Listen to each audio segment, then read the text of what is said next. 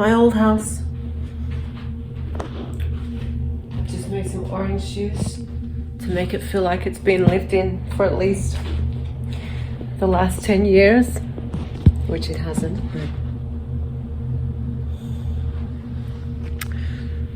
This is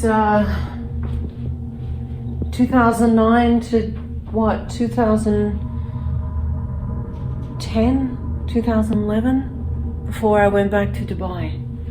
I was here, living in this house, in the desert. I was born in this place. It's just so sad. It's like a ghost town. The government's coming in and just demolishing everything. It's a house full of ghosts.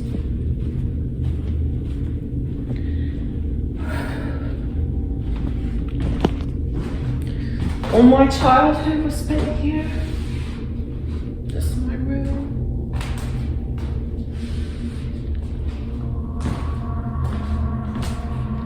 My brother's room. My parents' room. So many memories.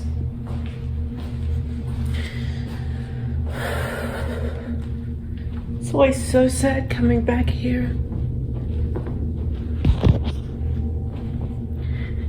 So many YouTube videos here.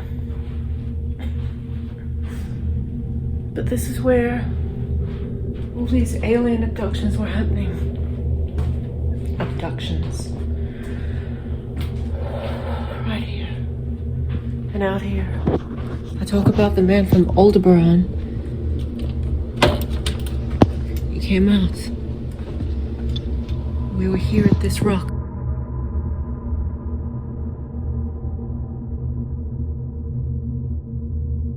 We were here at this rock.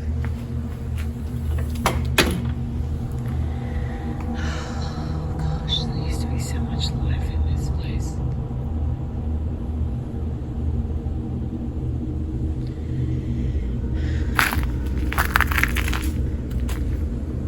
The grass, the gardens, the dogs, the fruit trees.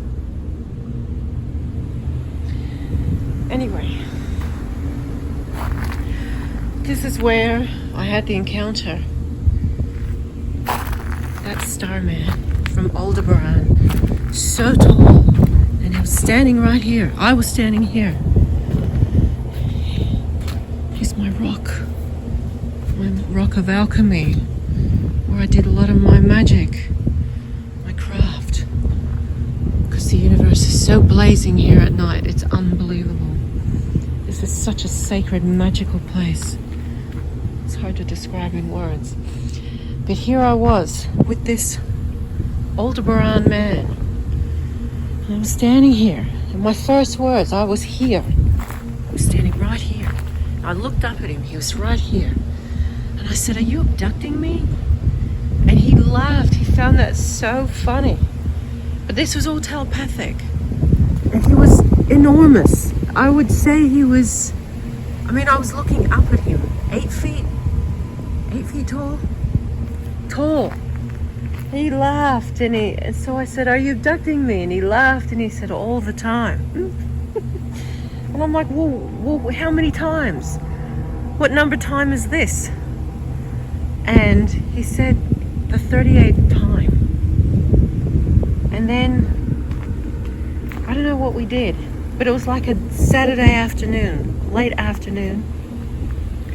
And then we went to the fence. We went through the fence.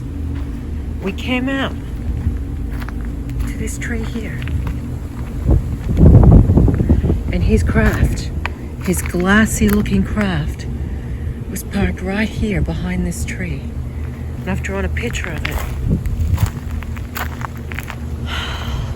And it was gorgeous. And it had this strange webbing frame around these glass panels. And the seats were huge. Inside, I've got sketches and pictures of these. Thank God they're all up online because both of my computers have shit themselves. And I don't know if I've got the pictures. I think I've still got the originals. But this is where his craft was. And we were going somewhere.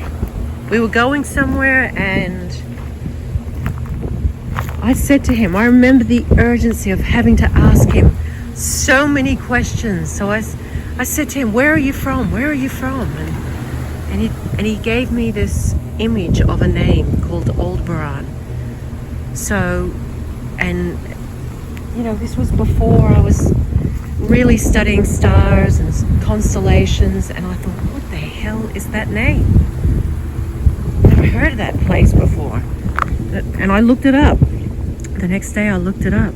Exactly how he spelled it to me. Aldebaran, not Aldebaran. I know a lot of people say it's Aldebaran. It's Aldebaran. Was the way he pronounced it, telepathically. And the imagery, the visual of this written place. And it's a star in the constellation of Taurus. So he was fiddling with dials. I sat down in one of these huge, big red velvet chairs with books and books. Thick books. And I remember just, you know, going over the pages over. And I'm like, it was all symbology and stuff. And I just said, what is this? And I could hear him saying, you know this. I'm like, I do not know this. He's like, you know this. And there was another woman that I didn't know, but I recognized her. And then I blacked out. I don't know what happened. We went somewhere. But it was here. He was parked right here. But I wish I could go back to that time. I mean, the time that was probably... I haven't been under hypnosis. But that was the most profound encounter I've had with a extraterrestrial man. And I want to say he's a man, you know, but I get this feeling that he's a hermaphrodite. And I just remember the eyes of this man. They were...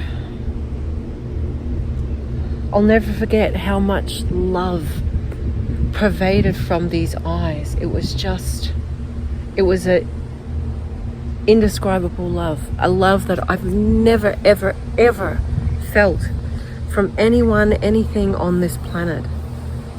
The most unconditional, the most, oh my God. How can you put words to describe this? You can't. I would be insulting this feeling by trying to describe it in words. You know, I guess it's like falling in love times a million. I don't know. It's just the most unspeakable, most beautiful, most eternal, most all-pervading, infinite, incredible love. And I haven't seen him since. Well, I don't think I've seen him since. I don't think I've seen him. Of course I haven't seen him since. I would never forget it if I did. I've only had that one encounter that I know of.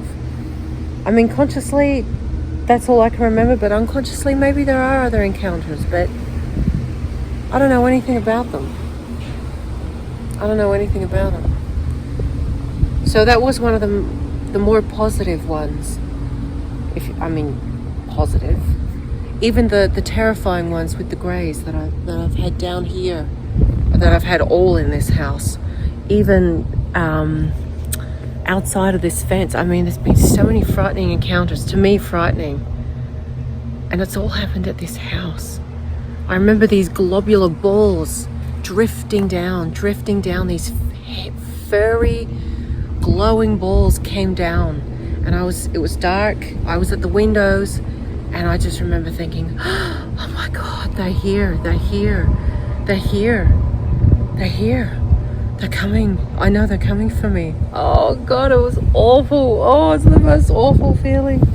And I had another one where, oh God, there's so many, but there was another one where I was terrified for my family because I feel like they were going to kill them. That was awful. I've had some where they've come to the door, and I was so terrified, but through my terror I offered them a cup of tea. God, I had the one down here in this area. Let's go down there. I had the one down here. You see me trying to compost, trying to grow life? That'll be a miracle. This is the one where I had the one where I was held on that table. And there's like 50 of them. All these little greys just standing around around this table with me naked, pinned down. And then a couple of big ones. Like, I guess supervisors? Maybe they were teaching. I don't know. All I remember was that my terror was just, I thought it would kill me. And I just remember moving my eyes. All I could do was move my eyes. And I could not move a portion of my body. There's been so many strange things about this area. And it's all happened around here. Most of them. So there was this other encounter where I heard a bang.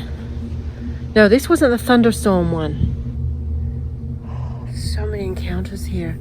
I had the one where there was this huge thunderstorm. Me and the dog, Tot, who you might have seen in some videos. Tot's no longer with us. This was my first dog, actually, before I go into this. Digger, he's buried here. My first pet dog.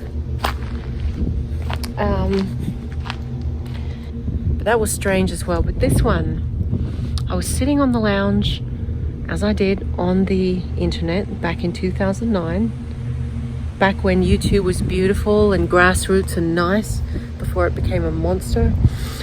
And I don't know what I was doing, but I was sitting there and I heard a bang. I got up, I walked to the passageway, I saw nothing, and the dog came. She just stood there and looked as well, but I don't know, she's a bit uneasy. And then she went outside. But later that night, I had a dream. That the same encounter happened again. And this time the dog barked. Pretty sure she barked. But instead of me seeing an empty passageway, I saw these blue, grey looking like beings crawling up through the cupboard and pissing off through the roof. So many encounters. This place is just, it's like an umbilical cord. I'm so connected with it. It's so hard for me to part with.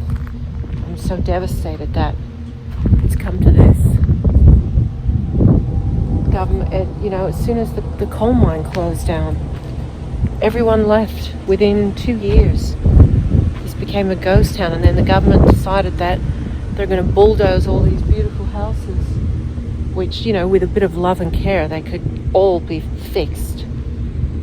But the government would never see it like that. This is the world we live in.